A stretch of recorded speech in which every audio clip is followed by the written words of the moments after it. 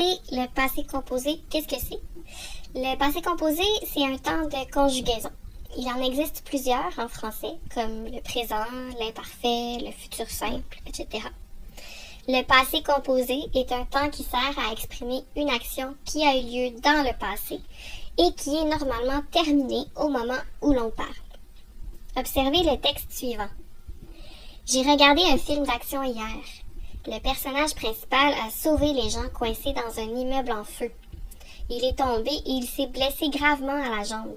Heureusement, une infirmière dans l'immeuble a soigné sa jambe. À la fin de l'histoire, le héros a embrassé l'infirmière et ils sont partis ensemble. Dans ces phrases, les verbes sont conjugués au passé composé. Qu'est-ce que vous remarquez? Comme son nom l'indique, le passé composé est un temps composé. Composé, ça veut dire qu'il est formé de deux parties, comme on vient de le voir dans les exemples. La première partie s'appelle l'auxiliaire. Il y a deux auxiliaires possibles, le verbe avoir et le verbe être. Au passé composé, on doit employer l'auxiliaire avoir ou être au présent de l'indicatif. Un petit rappel ici.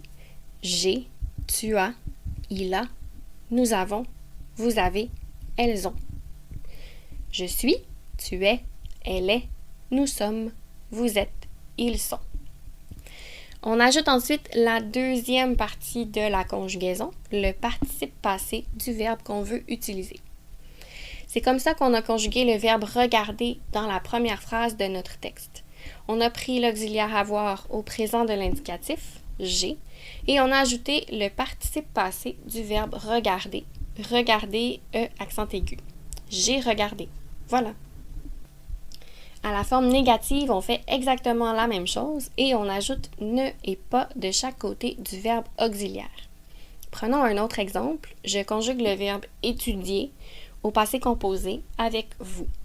Premièrement, j'ai besoin de l'auxiliaire avoir au présent. Vous avez. Deuxièmement, j'ajoute le participe passé étudier. Et maintenant, je le mets à la forme négative en ajoutant ne et pas de chaque côté de l'auxiliaire, comme ça. Vous n'avez pas étudié. C'est aussi simple que ça. La petite difficulté avec le passé composé, tous les verbes pronominaux se conjuguent avec l'auxiliaire être. Par exemple, je me coiffe au présent devient je me suis coiffé au passé composé. 2. Un petit nombre de verbes intransitifs se conjuguent aussi avec l'auxiliaire être. Intransitif, ça veut dire que ce sont des verbes qui ne prennent pas de complément dans la phrase. Voici les 16 verbes principaux de cette liste. Je vous conseille simplement de les mémoriser. D'abord, certains verbes qui expriment un changement d'état ou une transformation. Naître, mourir, décéder et échoir. Ensuite, certains verbes qui expriment un mouvement ou un déplacement. Aller et venir, arriver et partir, entrer et sortir, monter et descendre, rester et retourner, tomber et passer. Les dérivés de ces verbes se conjuguent aussi avec l'auxiliaire être, comme advenir, devenir, revenir, rentrer, etc. Mais si vous mémorisez les 16 verbes principaux, vous pourrez facilement retrouver leurs dérivés. 3. Tous les autres verbes qui ne sont pas mentionnés au point 1 et 2 se conjuguent avec l'auxiliaire avoir.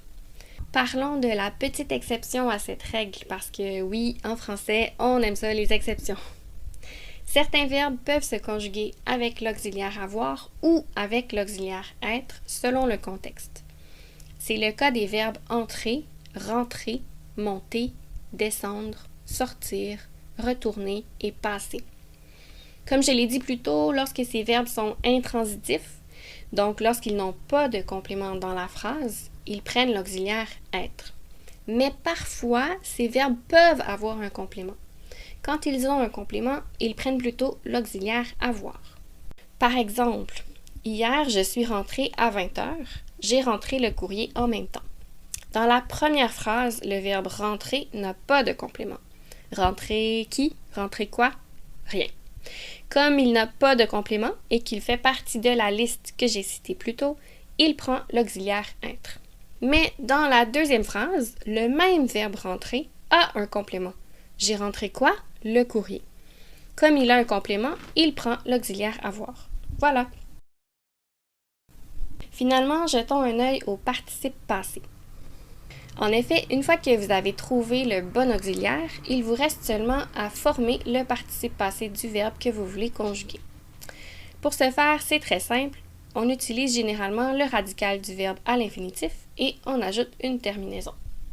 Avec les verbes du premier groupe qui se terminent par ER à l'infinitif, on ajoute la terminaison E accent aigu.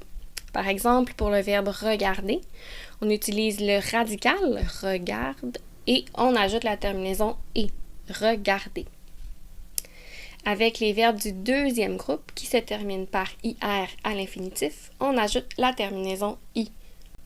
Par exemple, pour le verbe finir, on utilise le radical « fin » et on ajoute la terminaison « i », fini. Avec les verbes du troisième groupe, les terminaisons sont plus variées. Voici les plus communes. Pour les verbes en IR, comme sortir, on utilise la terminaison I, sorti. Pour les verbes en RE, comme prendre ou écrire, on utilise IS, pris, ou IT, écrit. Pour d'autres verbes en IR ou RE, comme courir et vendre, on utilise la terminaison U, couru, vendu. Pour les verbes en OIR, comme voir, on utilise aussi U, vu. D'autres verbes du troisième groupe ont leur propre terminaison. Voici quelques-unes des plus utilisées. Le participe passé du verbe avoir est U. Celui du verbe être est été. Pour le verbe faire, fait. Devoir, dû. Vivre, vécu. Aller, aller. Et ouvrir, ouvert. En cas de doute, consultez toujours votre dictionnaire de conjugaison.